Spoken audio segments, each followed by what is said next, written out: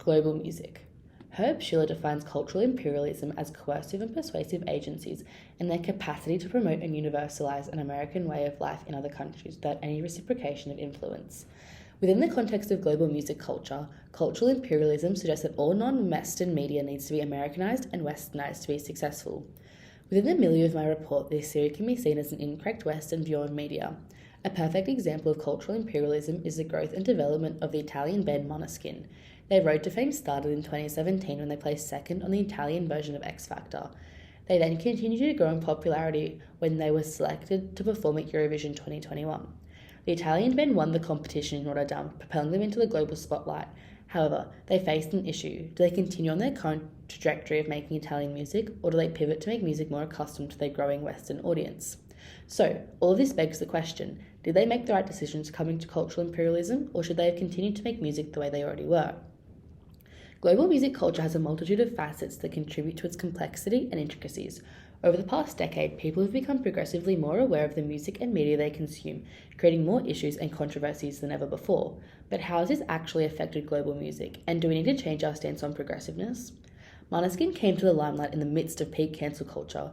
While some people were being cancelled for very reasonable things, such as Polish singer Kuba Zimulowski, who performed in blackface as Kendrick Lamar, to completely outrageous things such as Taylor Swift being cancelled for a fabricated phone call. Måneskin have not been able to keep their name out of this web of cancel culture. Måneskin drummer Ethan Trincho was photographed doing a Native American-esque photo shoot. This sparked a large debate surrounding whether or not he is Native American and if this is an appropriate photo shoot for Trincho to participate in. Ultimately, most people deemed he was ethnically allowed to participate in the shoot. However, not every artist gets off so easily. White artists have been ripping off artists of colour and financially profiting off their music for decades. The controversy between Ariana Grande and Nokia. Grande's repetition of "I want it, I got it" sounds a little too close to Nokia's refrain "It's mine, I bought it."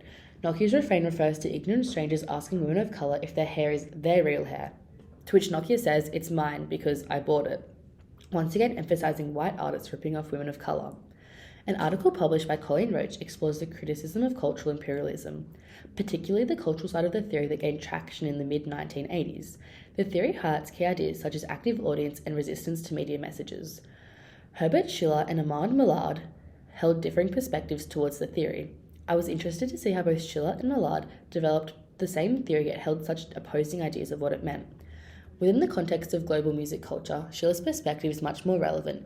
He states that cultural imperialism refers to the American empire's ability to coerce and persuade agencies and their capacity to promote and universalize an American way of life in other countries without any reciprocation of influence.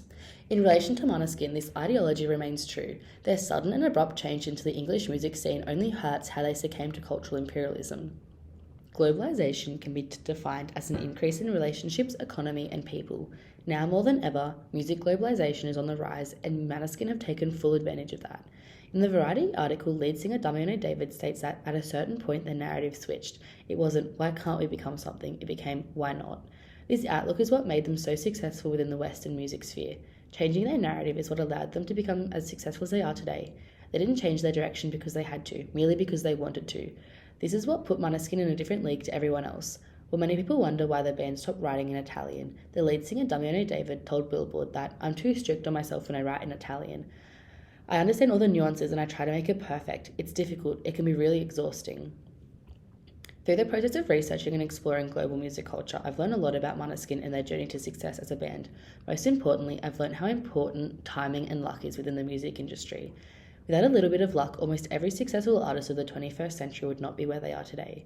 Artists such as Harry Styles, Taylor Swift, and Selena Gomez are all well-renowned artists who had a little bit of luck which propelled them into the limelight. Måneskin are no exception to this unsolicited rule. After placing second on X Factor, then winning Eurovision a decade later, for me, Måneskin is the perfect example of a non-Western music group that can effectively both make music that appeals to the masses, Western music, while also continuing to make music in their native language that their non-native audience enjoys. Måneskin has proven to the world that you can break into the Western music sphere and still create music that is not conventionally successful within the charts. If my research has proven anything, it's that there is definitely a space within the music sphere for non-Western music to excel. The rapid growth of K-pop is simply one example of other groups utilising this space. I'm confident within the next decade there'll be new international genres of music popping up and taking over what is considered popular music.